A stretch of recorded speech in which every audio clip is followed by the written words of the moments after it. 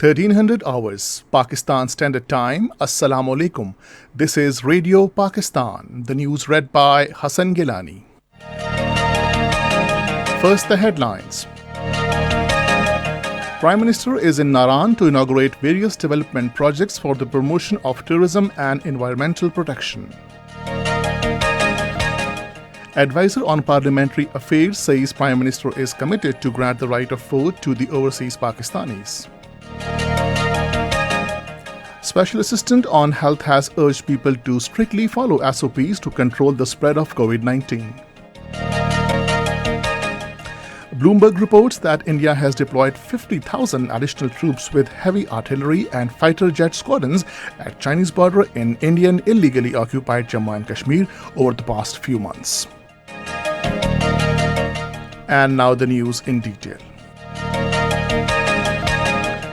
Prime Minister Imran Khan has arrived in Naran district Mansehra to inaugurate various development projects for the promotion of tourism and environmental protection in the area.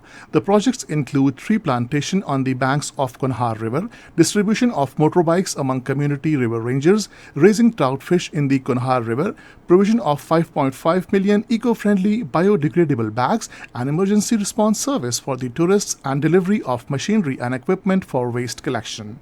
The Prime Minister will also address the Tiger Force volunteers. Advisor on Parliamentary Affairs Babar Rahman has said Prime Minister Imran Khan is committed to grant the right of vote to overseas Pakistanis, aiming to include them in the decision-making process. Addressing a joint press conference with Minister for State on Information Farooq Habib in Islamabad today, he said that the right to vote is a fundamental right of the overseas Pakistanis. He said that Prime Minister Imran Khan and his coalition partners believe in supremacy of constitution and rule of law. He said after electoral reforms, judicial reforms are government's top priority. He said the government believes on the supremacy of the parliament and all legislation will be done through this platform.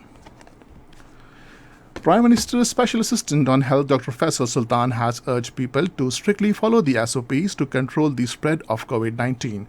Talking to media during his visit to various hospitals of Islamabad, he said that SOPs are not being followed in letter and spirit. Dr. Faisal Sultan said providing best medical facilities to the people is the government's foremost priority. He said that steps are being taken to provide facilities to the patients in various hospitals. As the coronavirus infection cases decline and the situation of pandemic improves in the country, 20 more deaths were reported during the last 24 hours. According to National Command and Operations Center, 44,496 tests were conducted yesterday and 914 positive cases detected. The positivity ratio remained 2.05%, while the death toll due to the pandemic has reached 22,231 in the country. National Assembly resumed its session at the Parliament House in Islamabad today with Presiding Officer Amjad Ali Khan in the chair. China has categorically stated that Belt and Road Initiative is a major platform for building a global community of shared future. In a white paper released by the State Council Information Office, Beijing said it is an initiative for the common development and also for protecting human rights. According to the white paper, Belt and Road Initiative promotes infrastructure, trade, financial and people-to-people connectivity and targets high-standard, sustainable and people-centered goals.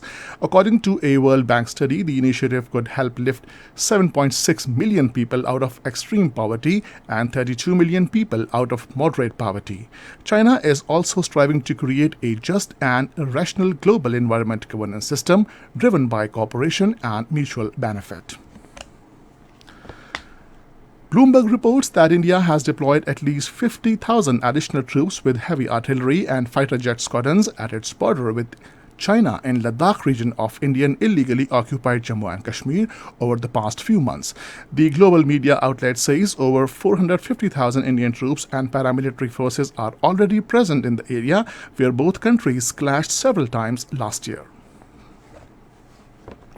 In Australia, lockdowns have been imposed in Sydney, Darwin and other major cities due to outbreak of a highly contagious variant of coronavirus called Delta. 128 cases of the new variant have been reported in different parts of the country so far. And this is the end of the news. For more news and analysis, log on to our website radio.gov.pk and also watch live video streaming of our bulletins on the link facebook.com/Radio Pakistan.